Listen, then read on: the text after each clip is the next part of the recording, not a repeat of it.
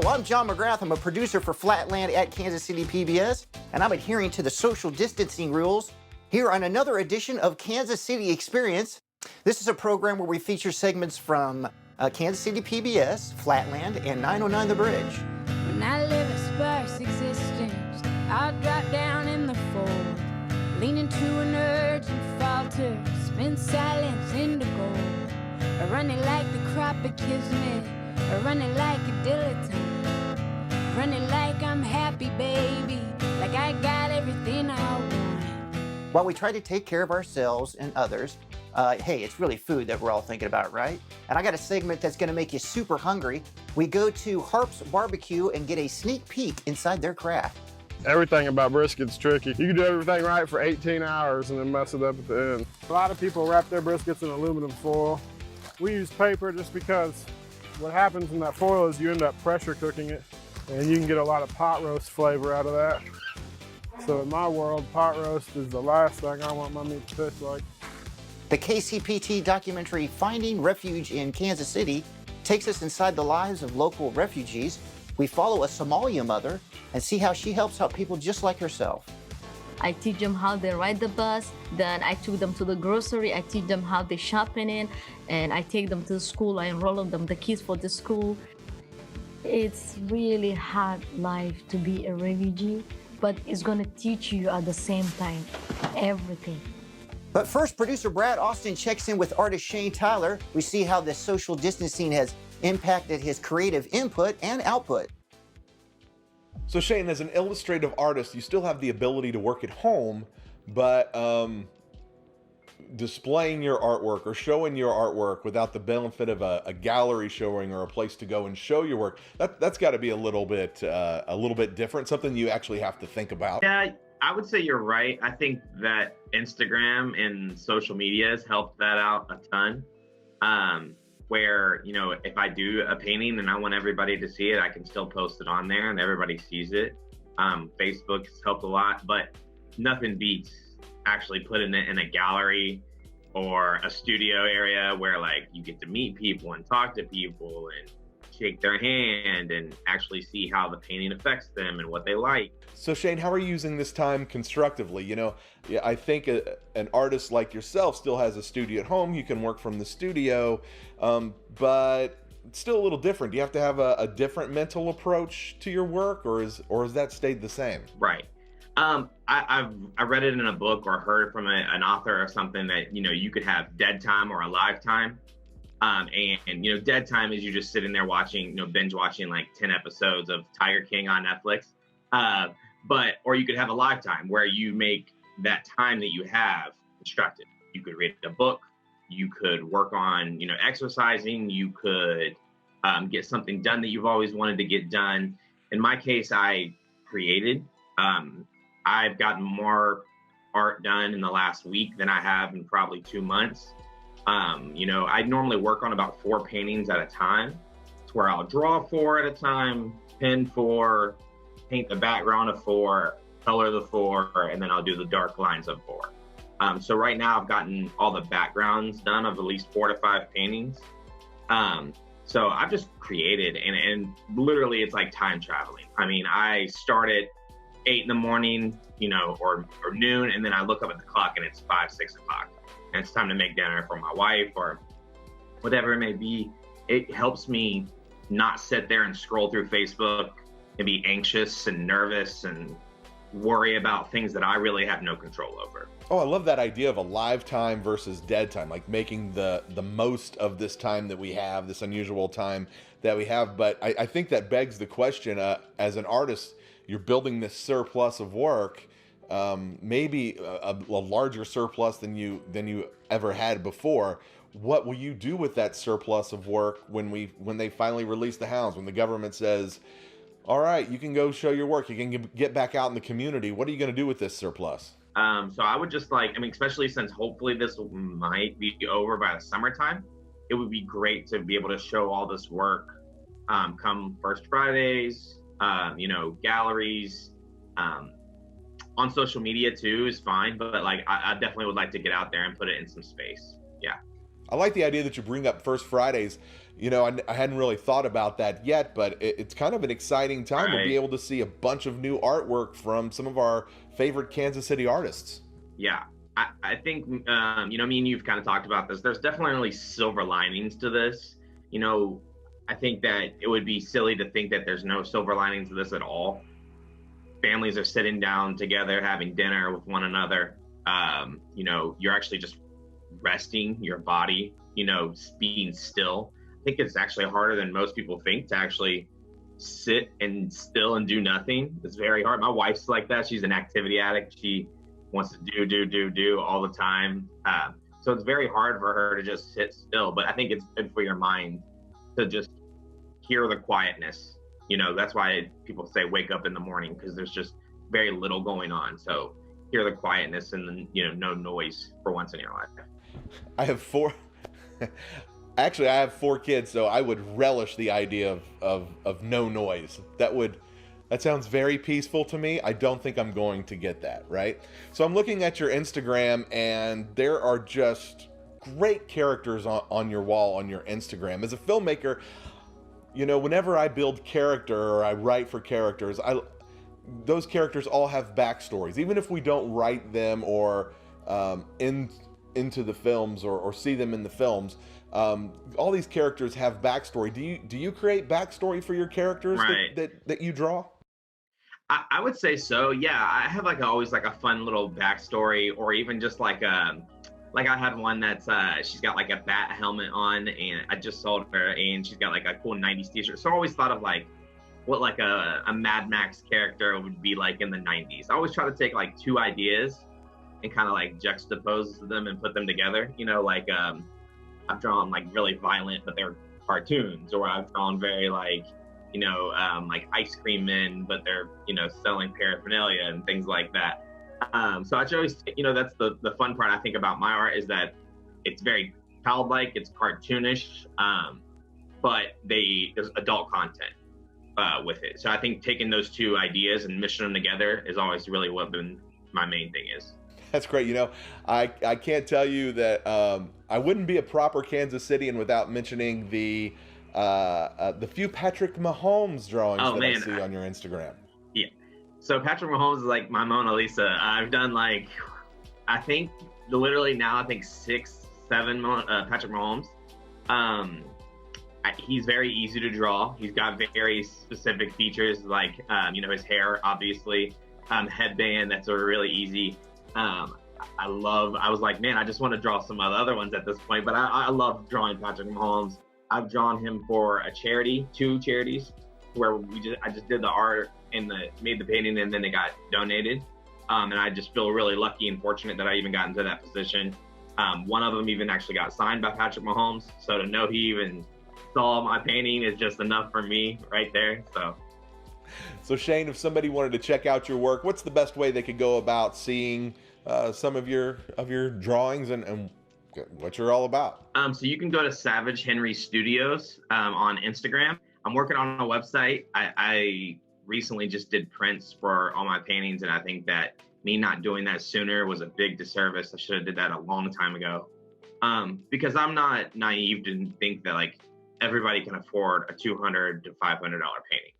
You know, it's difficult to do, including myself. I have a hard time buying a $200 to $500 painting, but a $20 print, or, you know, a $30 print, that's doable. And I think that people seeing my art is the main goal. That's the end goal, is my art hanging up in someone's home. I'd much rather have my art in someone's room or something, or in their living room or something like that, than just sitting in my basement. Shane, I have conducted a lot of interviews, making documentaries, and one thing that I always ask, the last thing I always ask my interviewer is, what did I miss? What did I forget to ask? What did you want to say that I did not ask? If you've ever created in your life, you know, you've ever picked up a pencil, a pen brush, clay, anything, you should just try it again. No matter what your age is, nothing, just try it again. I think creating and stuff opens these like new avenues in your brain, and it doesn't, no one really, I mean, of course it would be great for people to see it, but it's really about for you, you know, you got to fall in love with the process. So if like you were, 15, you're like, oh yeah, I used to draw, just try drawing again. Or, if you already are an artist, just try challenging yourself. So if you use really small canvases, try something on a really big canvas. If you use wood panels, try something on a fabric canvas. If you use watercolor, try acrylic. I think just try to challenge yourself and create, because in this crazy world, the more things that are created, the more things we can see that give us peace or shake up our thoughts, the better. Awesome. So Shane, thanks for taking time out of your day away from your artwork to speak with me, and I hope everything goes great. Just thanks again for a moment of your time. Hey, I appreciate it so much. You even asked me to do this. It's an incredible thing to do, and I really, really appreciate it. Thank you.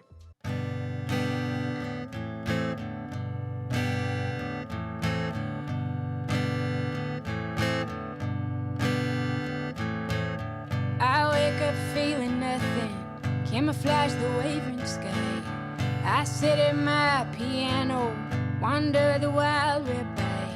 In the lilacs drank the water, in the lilacs day. In the lilacs drank the water, marking the slow, slow, slow pass of the time.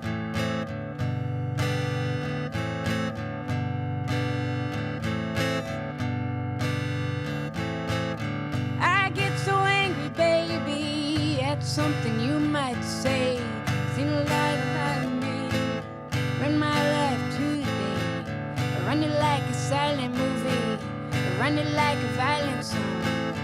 Running like a voice compelling, so right it can't be wrong.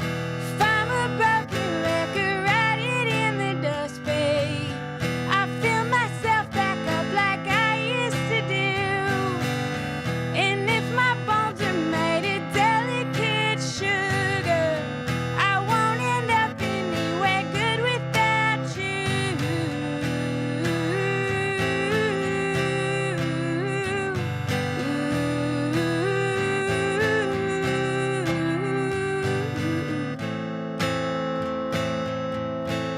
I need your love too.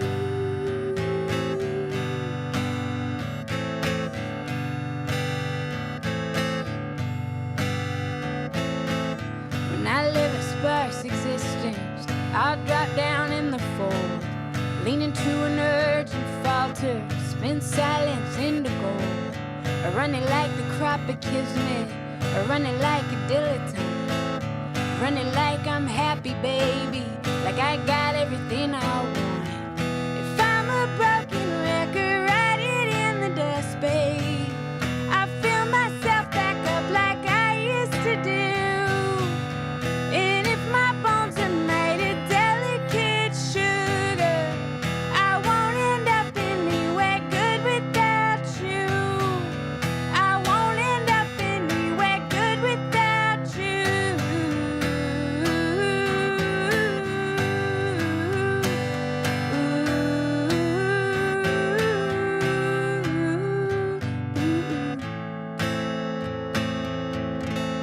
I need your love too.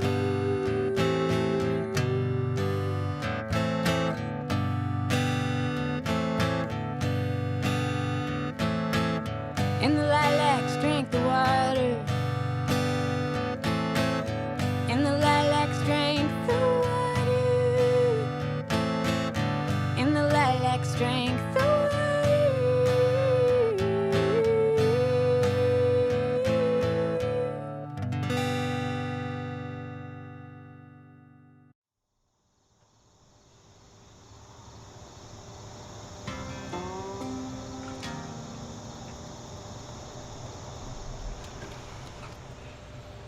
I obviously geared towards craft barbecue. That's what I like. That's what I like to produce.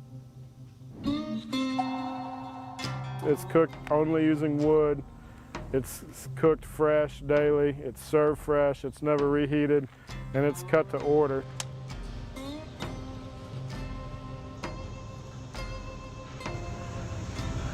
It's leaning way forward. That's about where it needs to be. First of all, I definitely did not make up craft barbecue. Like, it was around long before me. So So some people are like, well, they don't, you know, they think like I'm some snob or something when I say craft barbecue, but it's like, no, it's a real thing. It's really hard to do this and cook with wood and be consistent. That's why people don't do it.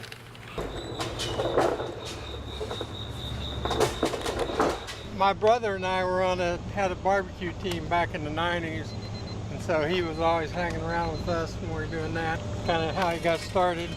We kind of went on a couple barbecue trips to Texas, seen how they were doing things down there. He just got more excited.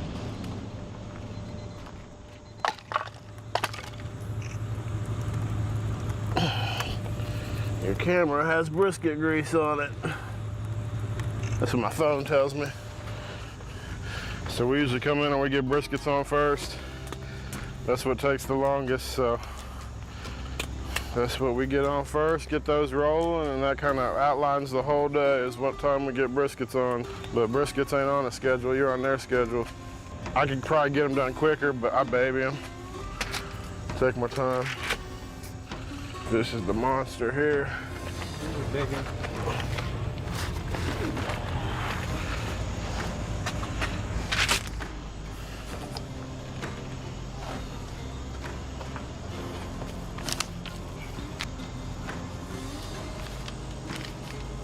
So yeah, what we do is real simple. It's just a little, as my buddy Philip says, salt, pepper, and prayer. That's it. He's a little more religious than I might be. Everything about brisket's tricky because you can do everything right and then you can do everything right for 18 hours and then mess it up at the end. So with like amateur cookers, they'll do something and it looks like they're making a good brisket or whatever, and then they won't rest it right, or they'll cut it wrong, or which sucks when people put in that much time and then mess it up at the end. Kind of breaks my heart a little bit. There's a lot of people cooking good barbecue in a lot of different realms, but you know, I think there was kind of this rumor, you know, that you can't tell the difference between wood cooked and gas cooked or propane cooked, and I mean, that's just not true. People can tell the difference. The depth of the flavor, it can't be duplicated. When people don't cook with wood, that's why they gotta use those rubs with 19 ingredients.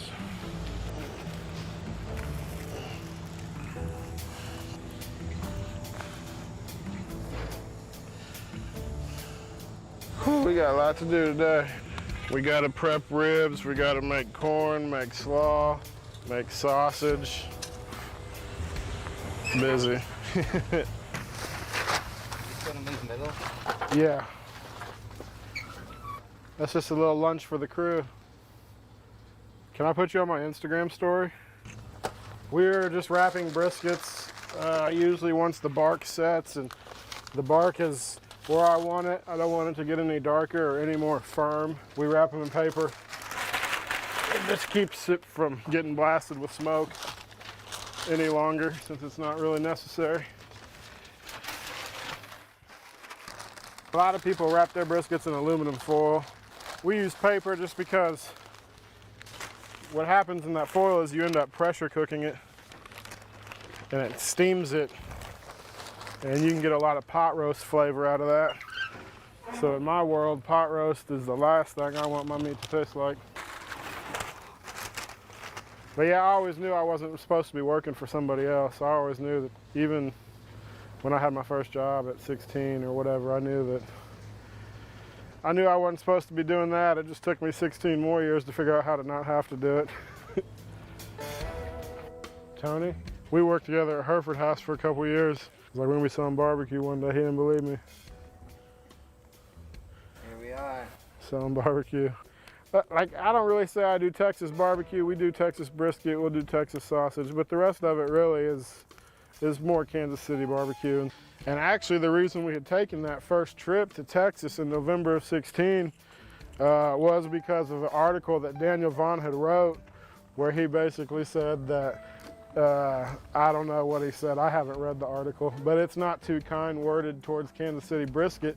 And so my dad was all fired up, which actually used to be the name of this business, All Fired Up. But so he was all fired up, and then so he's like, well, hell, let's go to Texas and see what they got.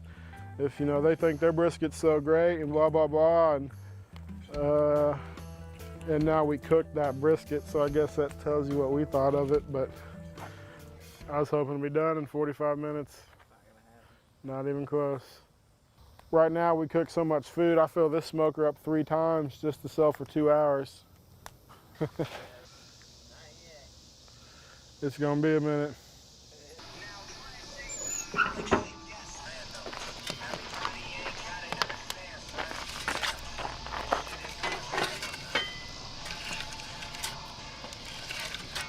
Oh, it's probably playing in the mic, huh?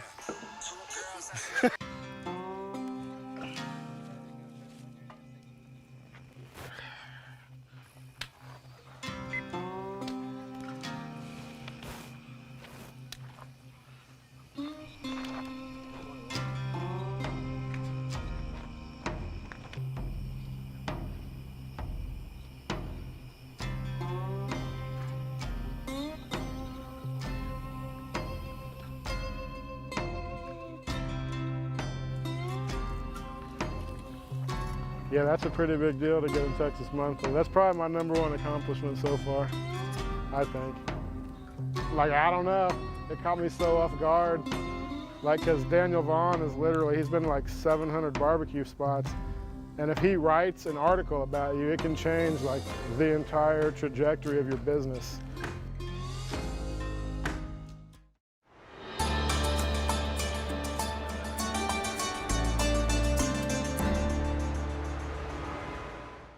My name is Muna Abdi, and I'm Somali. I'm from Somalia, and I'm born in Mogadishu, the capital city. I work agency whose name is JVS, and I'm a case specialist, and I just help people like me, refugee like me, and it's that job. It's make me so excited, so happy. I know you're so excited today because your daughter coming. You're so happy, right? Yes. Here is my rota. Here is my rota.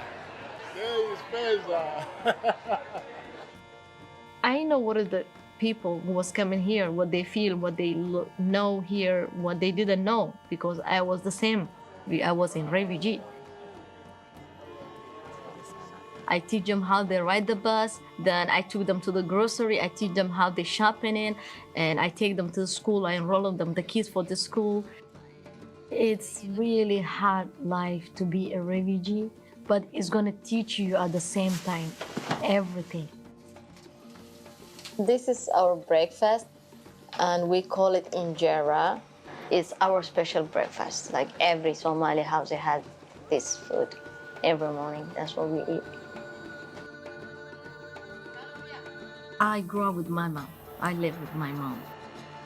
I was in first grade when the war started in Somalia. I never go outside. My mom, she didn't let me to go because for my safety. I remember it was around 9 o'clock in the morning, and we heard like a gunshot. It was a little bit far from us. Then after that, I heard that it's something getting close to us. Then I went outside to see my friend. I couldn't hear anything, and I see like everywhere is blood.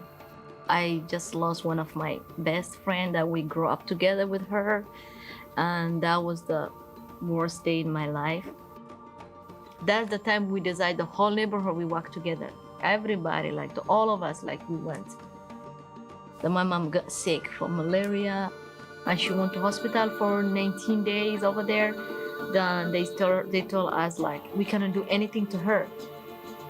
We don't have any like medicine or service or anything. We take her back at home, and I was to stay with her, and after 1 week she passed away. I left Somalia and went to Kenya.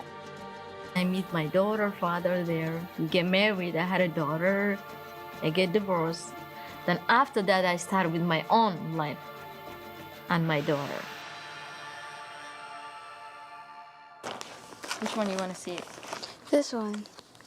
I heard that we can get chance to go to the United States if you get proof the paper that you're refugee. So the refugee people who give the paper is United Nations, but the United Nations office was in Nairobi. So it for me is an 8-hour drive bus to go there. You have to be 5 in the morning there. on the line, and it's really cold. I have a baby.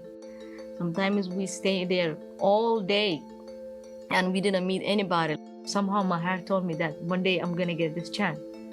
And I was so happy when they told me that you're going to the United States. I was like, oh my God, now my daughter has a future. She's gonna have a good school, good life. So it was the happiest day for me. So sweet. I came 2015, April 29. That's where we arrived in United States. I live in Northeast, close to the downtown. I love it, the community, the people, the life, it's cool, like I love it really. My daughter is really amazing. Almost every step she's doing, it's making me happy and proud. She's happy to be here and she study good right now. She's doing good and her dream is to be a doctor. She worked very hard to come here to make my dream come true. Sometimes it's like she reminds me of my mom. I just remember my mom. I say like, okay, thank you, Allah, you give it to me, a daughter. And I love in Kansas City. I really love Kansas City and I want to live the rest of my life here.